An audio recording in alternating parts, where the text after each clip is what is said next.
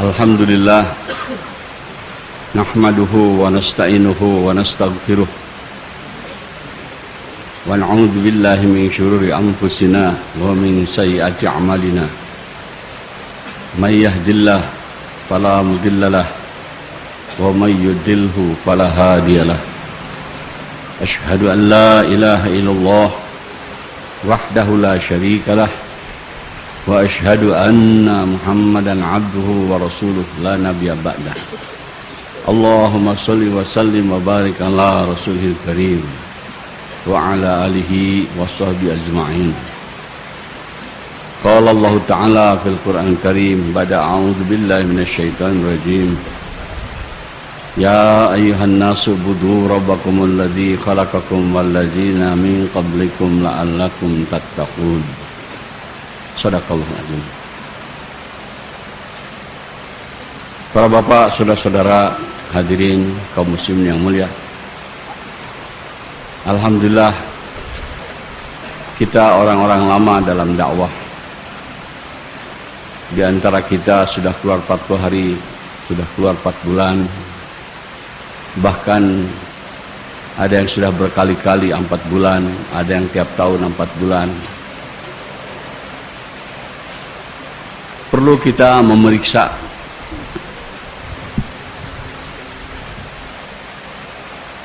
sebagaimana kita tahu kita keluar dakwah nih macam sekolah. Mata pelajarannya adalah 6 sifat. Maksud daripada dakwah ini sejauh mana 6 sifat itu datang kepada kita. Sebab ini sangat-sangat penting. Sering kita dengar elan Allah meletakkan kejayaan manusia dunia dan akhirat dalam agama yang sempurna. Kalau wujud agama yang sempurna pada kehidupan kita, kita sukses. Kalau wujud agama yang sempurna pada umat, umat berjaya, akan mulia, akan tinggi, akan dibantu, ditolong oleh Allah. Sering juga kita dengar bahwa para sahabat telah berhasil mengamalkan agama secara sempurna sehingga terbukti mereka mulia. Agama sempurna wujud, keduniaan pun datang kepada mereka, kekuasaan pun datang kepada mereka, kemuliaan, ketinggian datang kepada mereka. Tetapi umat hari ini lemah, belum ada kekuatan mengamalkan agama secara sempurna, sehingga umat dalam kehinaan, dalam keterbelakangan, seperti dalam menyedihkan. Salah seorang masyaikh ada bayan, tidak ada kaum di zaman ini yang kemuliaannya diinjak-injak oleh dunia hari ini selain daripada umat Islam adanya. Asbab musababnya adalah kita lemah dalam mengamalkan agama. Sahabat mulia karena mereka kuat sempurna mengamalkan agama. Jadi kita pikir apa perbedaan antara kita dengan sahabat? Kok sahabat ada kekuatan mengamalkan agama? Sekarang kenapa umat Islam ini lemah dalam mengamalkan agama? Orang-orang Islam banyak berpikir, hasil pikir mereka mengatakan bahwa umat Islam ini lemah, tidak bisa mengamalkan, tidak ada kemuliaan karena lemah ekonomi, karena ketinggalan sains, ketinggalan teknologi. Sebenarnya ini nggak benar. Yang benar adalah pendapat-pendapat ulama bahwa yang melemahkan umat ini menjadi terbelakang, menjadi hina karena mereka tidak wujud agama yang sempurna dalam kehidupannya. Ulama-ulama menyelidiki apa perbedaan kita dengan sahabat. Sahabat ada kekuatan mengamalkan agama, kita lemah. Setelah diselidiki ternyata pada setiap sahabat ada 6 sifat. Pada zaman ini kalau setiap kita memiliki 6 sifat, Allah akan berikan kekuatan untuk mengamalkan agama secara sempurna. Jadi 6 sifat itu bukan sempurnanya agama, tapi kalau kita memiliki 6 sifat, mudah mengamalkan agama secara sempurna. Maka maksud kita dakwah keluar ini bagaimana mendatangkan 6 sifat ini pada diri kita dan umat. Nah, kita sudah keluar berkali-kali, perlu memeriksa 6 sifat ini sudah wujud belum pada diri kita. Dan 6 sifat ini begitu penting, cuman umat tidak tahu. Sehingga Masyaikh mengatakan begitu pentingnya ini 6 sifat pada umat Islam. Kalau ada salah satu sifat saja tidak ada pada kita ini, ada mengatakan batal keislaman kita, hadir. Coba periksa. Sifat yang pertama iman. Coba kalau kita tidak ada iman, tidak diterima semua amal-amal kita. Sifat yang kedua sholat. Amal yang pertama diperiksa di yaumil qiyamah sholat. Kalau sholat kita bagus, baru diperiksa amal yang lain. Kalau sholat kita buruk, Allah tidak lihat lagi. Walaupun kita puasa tiap hari, naik haji tiap tahun, kalau orang sholatnya tidak diterima, langsung akan dilemparkan ke neraka. Jadi betapa penting perkara sholat ini. Demikian juga sifat yang ketiga, ilmu ma'azikir. Kalau kita ibadah kepada Allah tanpa ilmu, ditolak semuanya, tidak akan diterima. Demikian juga sifat yang keempat, ikramul muslimin. Kalau kita tidak memiliki sifat ini, akan menjadi orang yang kata Nabi muflis, orang bangkrut. Nabi bertanya kepada para sahabat, kamu tahukah siapa orang yang bangkrut, yang muflis? Sahabat mengatakan orang yang dagang, rugi, habis ke modal-modalnya, bahkan banyak hutang. Kata Nabi, bukan. Orang yang muflis adalah orang yang meninggal dunia membawa amal bergunung-gunung yang akan menyebabkan dia masuk surga, tapi akhlaknya buruk. Tidak ada sifat ikram, menyakiti orang, menyinggung orang, mengambil hak orang. Maka di akhirat nanti orang-orang yang dia sakiti, yang dirugikannya itu datang menuntut kepada Allah bahwa orang ini menyakiti dia, merugikan dia. Sebagai balasannya pahalanya diambil, dikasih kepada orang yang disakitinya. Banyak orang datang mengambil pahala, habis tuh pahala yang bergunung-gunung. Tapi orang yang menuntut ini masih banyak lagi, pahala sudah tidak ada. Akhirnya dosa orang yang menuntut itu dimasukkan ke timbangan dia. Yang tadinya bergunung-gunung pahala menjadi bergunung-gunung dosa. Itu orang yang tidak punya sifat ikram, gagal, bangkrut. Begitu juga ikhlas, kalau tidak ada pada kita, tidak akan diterima semua amal-amal kita. Yang keenam, dakwah. Ini juga tidak dipaham bahwa agama yang sempurna itu yaitu agama yang dibawa oleh Rasulullah.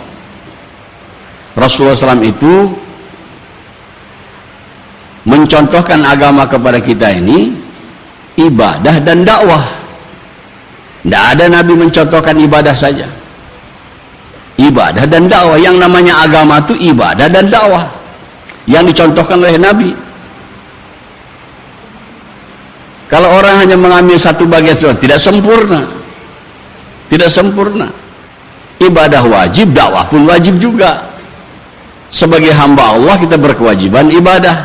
Sebagai umat Rasulullah kita berkewajiban untuk melaksanakan dakwah, melanjutkan usaha kenabian. Di dunia setelah tidak ada apa-apa, nanti di akhirat bakal ada tuntutan kepada kita.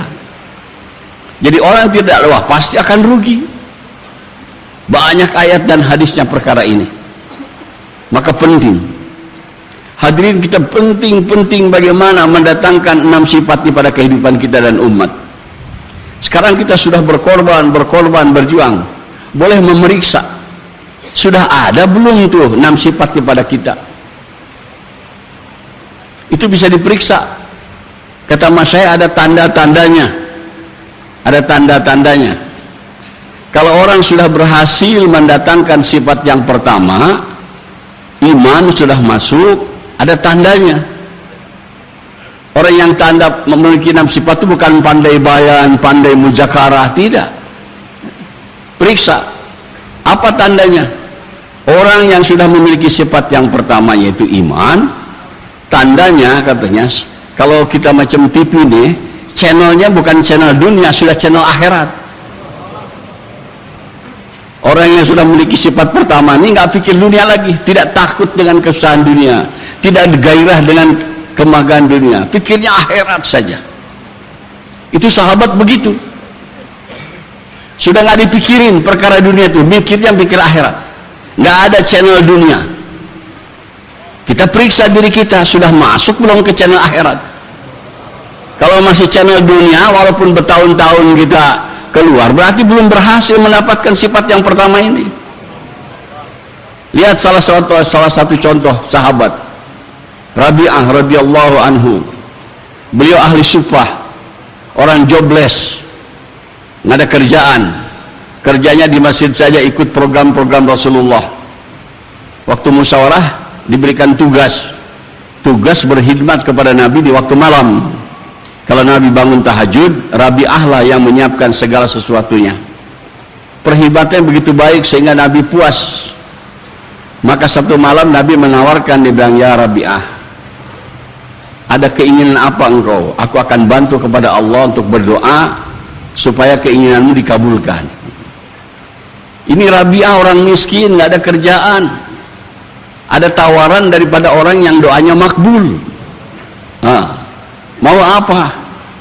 Kalau model kita mungkin minta kerjaan, minta modal buat dagang, ya. Tapi apa Rabi'ah jawabnya? Hadirin nggak ada pikir ke situ. Doanya dia bilang apa, kata Rabi'ah? Ya Rasulullah, doakan saya supaya aku bersama engkau dalam surga. Subhanallah. Itu yang channelnya sudah ke akhirat. Padahal miskin, susah, tapi nggak mikirin dunia. Coba kita usaha memasukkan sifat ini sampai channel kita masuk kepada akhirat.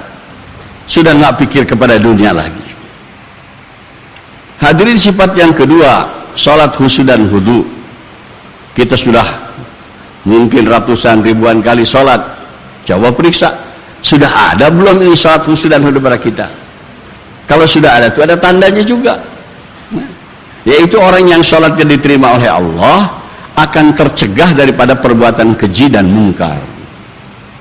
Inna sholata tanha anil fahsya'i wal mungkar. Jadi kalau sholat kita sudah diterima ini oleh Allah, mata kita tidak akan melihat yang haram, lidah kita tidak bicara yang haram, telinga kita tidak mendengar yang haram. Sudah dijauhkan oleh Allah daripada perbuatan keji, daripada perbuatan mungkar. Boleh periksa, udah berapa tahun kita sholat? Kalau bisa belum mencegah, masih senang melihat yang haram, senang mendengar yang haram, senang bicara yang haram, berarti belum masuk sholat kita nih. Tidak cukup kita sudah keluar walaupun 4 bulan tiap tahun. Maksudnya sampai berhasil, bukan dihitung kepada nisabnya begitu, bah. Sudah masuk belum? Maka lagi dan lagi. Bukan sudah selesai, kita sudah keluar 4 bulan seumur hidup, atau kita keluar 4 bulan tiap tahun, tapi berhasil apa tidak mendatangkan ini sifat. Sifat yang ketiga, hadirin, ilmu ma'azikir. Tanda-tanda orang yang berilmu itu adalah takut kepada Allah. Innama yakhshallaha min ibadihil ulama. Sesungguhnya orang-orang yang takut kepada Allah daripada kalangan orang yang berilmu. Nah, sudah ada belum kepada kita nih takut kepada Allah? Orang berilmu itu tandanya bukan ada titel, bukan ada kitab berkamar-kamar di rumahnya, walaupun titelnya banyak, kitabnya banyak, tapi tidak takut kepada Allah. Ini orang jahil, hadirin. Orang yang berilmu itu takut kepada Allah Subhanahu wa taala. Yaitu otomatis orang yang takut kepada Allah sudah ada sifat takwa kepadanya. Dan tanda-tanda orang yang sudah mempunyai sifat yang zikir, yaitu dia cinta kepada Allah. Cinta kepada Allah, mahabbah kepada Allah. Yang paling dicintainya Allah dari segala-galanya. Kita usaha hadirin, bukan hanya pandai membayangkan, pandai memuzakarahkan. Bagaimana ini realitasnya ada pada kita, periksa. Begitu juga sifat ikram hadirin. Sudah memiliki belum? Ada tandanya. Kata Masyaikh, orang yang sudah memiliki sifat ikram, tandanya itu bisa merubah musuh jadi kawan. Kalau kita dakwah banyak yang menolak, yang tidak terima, sebetulnya ini kesempatan bagi kita. Bagaimana orang yang nolak, yang tidak terima itu supaya jadi karkun. Kalau itu hanya dengan sifat ikram kita bisa merubah itu. Kalau tidak punya sifat ikram, tidak akan datang. Rasulullah SAW sebagai nabi, sebagai da'i yang berhasil merubah orang-orang yang memusuhi beliau menjadi kawan, menjadi sahabat. Umar bin Khattab memusuhi jadi sahabat, Khalid bin Walid memusuhi jadi sahabat, Ikrimah bin Abi Jahal memusuhi jadi sahabat, Abu Sufyan memusuhi jadi sahabat. Itu da'i yang berhasil merubah musuh jadi kawan. Kalau sekarang kita ini orang-orang yang bukan karkun menjadi karkun begitu. Usaha. Jadi kalau ketemu orang yang menentang kepada kita ini satu tes daripada Allah. Sudah punya belum sifat ikram nih? Kalau kita sudah punya, kita bisa merubah dia dari menentang jadi kawan kita, jadi dai. Kita periksa lagi perkara ini. Masih kita banyak kekurangan. Kita bukan merubah musuh jadi kawan, malah kawan jadi musuh hadirnya. Ahli sama-sama ahli dakwah. Ini kelemahan kita. Jadi maksud saya jangan merasa puas dengan kita sudah keluar. Kita targetnya yaitu bagaimana sifat datang kepada kita. Sifat ikhlas sudah punya belum sifat ikhlas? Itu juga ada tandanya. Tanda orang yang sudah punya sifat ikhlas itu kalau dipuji dan dicela hatinya tuh kalau model Ampere tidak bergerak hadirin. Dipuji tidak jadi bangga, dicela tidak jadi marah, mantep terus hatinya tuh. Sebab sudah ikhlas buat Allah, bukan karena makhluk. Coba kalau periksa diri kita. Pada umumnya kita kalau dicela-cela marah hati. Kalau dipuji-puji berbunga-bunga senang. Itu tanda sifat ikhlas belum masuk hadir. Kalau sudah masuk sifat ikhlas, dicela orang tidak bergeming, dipuji-puji orang juga tidak bergeming, mantap tawajunya kepada Allah saja, tidak peduli dengan penilaian manusia. Manusia menilai buruk, menilai baik, yang penting penilaian Allah. Jadi untuk ini pun kita perlu usaha lagi. Hadirin yang mulia, begitu juga sifat yang keenam, dakwah dan tabligh, huruf fisabilillah. Sudah ada belum sifat kita ini sifat ini? Sebetulnya sifat ini tinggi hadirin. Tapi waktu kami di Nijamuddin Maulana Mustaqim memberikan muzakarah, tanda-tanda orang yang sudah diterima ini sifat yang keenam sudah ada padanya, yaitu bisa keluar tiap tahun 4 bulan. Kalau belum bisa berarti belum kabul itu. Orang yang sudah kabul, dakwahnya diterima oleh Allah, dia bisa keluar tiap tahun 4 bulan. Padahal kata masyayikh yang lain bukan itu. Itu hanya menurut dari lain. Tapi orang yang sudah dikabulkan oleh Allah itu jadi dai diterima, dia itu setiap saat dan keadaan siap melaksanakan takaja apa saja. Seperti sahabat-sahabat Nabi. Bukan keluar 4 bulan, tapi kapan saja ada takaja. Dalam keadaan lapang, dalam keadaan sempit, siap. Jadi orang yang sudah ada tanda sifat yang keenam itu, dalam keadaan apapun siap menyambut takaja agama. Lapang, sempit, kaya, miskin, sehat, sakit, siap. Coba kita cek diri kita. Pada umumnya 4 bulan tiap tahun pun masih kita ada yang belum mampu lagi, apalagi siap tak gajah pada setiap saat dan keadaan. Orang yang diterima dan sudah memiliki sifat ini mengutamakan kerja dakwah ini lebih daripada yang lain-lainnya. Lebih daripada yang lain-lainnya. Memang yang lainnya juga agama, hadirin. Bangun masjid agama, memberi makan orang agama, ngurus orang tua agama, ngurus anak agama, ngurus istri agama. Tapi kalau itu didahulukan daripada dakwah, di Quran disebutkan adalah itu orang fasik. Padahal bakti kepada orang tua itu agama, ngurus anak istri juga agama juga. Tapi kalau membelakangkan dakwah, mendahulukan itu orang fasik. Orang-orang dai yang betul, dia mendahulukan kerja dakwah lebih daripada yang lain-lainnya. Bahkan disebutkan di Al-Quran, orang yang mendahulukan pembangunan masjid, artinya sedekah kepada orang, menyediakan air di masjid, tapi meninggalkan kerja dakwah, itu zalim. Nah, jadi kerja kita, maksud dakwah ini bagaimana supaya kita mengutamakan kerja dakwah. Kita orang-orang lama, jadikan kerja ini maksud hidup. Utamakan perkara ini lebih dahulu daripada yang lain-lainnya. Orang-orang yang jahil tertipu, hadirin. Menolak pekerjaan dakwah karena perkara-perkara yang lain. Kita pengalaman, kita bisa datang satu masjid, naskil imam untuk keluar jalan Allah. Dia bilang, mana bisa saya imam. Jadi imamnya bukan mendahulukan jalan, mendahulukan ini. Dakwah itu tidak ada dalam kamus hidupnya. Bahkan kami pernah hadirin di satu masjid mentaskil merbot untuk keluar. Dia bilang, saya tukang pukul beduk. Bagaimana kalau saya tidak ada ini? Jadi mukul beduk lebih penting daripada dakwah begitu. Ini kejahilan umat, hadirin. Saya ada anak, saya ada perdagangan, saya ada. Itu dikasih orang yang zalim, Padahal itu bukan pekerjaan maksiat, hadirin. Bukan pekerjaan maksiat. Jadi imam bukan maksiat. Ngurus anak, ngurus istri, bakti kepada orang tua, pekerjaan agama juga. Tapi kalau lebih didahulukan daripada dakwah, itu orang fasik. Jadi kita dakwah lagi sampai datang kepada kita kepahaman, utamakan kerja dakwah ini. Siap semua hadirin insyaallah. Apapun halangan-halangan, tetap dahulukan kerja dakwah. Akan datang cobaan-cobaan daripada Allah kepada kita. Kalau kita sudah mau istiqomahkan kerja dakwah, akan datang.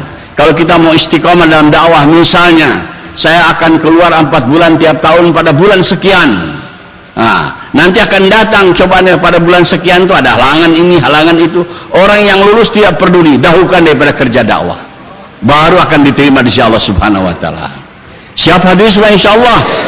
Semoga Allah Subhanahu wa taala berikan taufik hidayah kepada kita supaya Allah terima kita untuk menjadi dai-nya.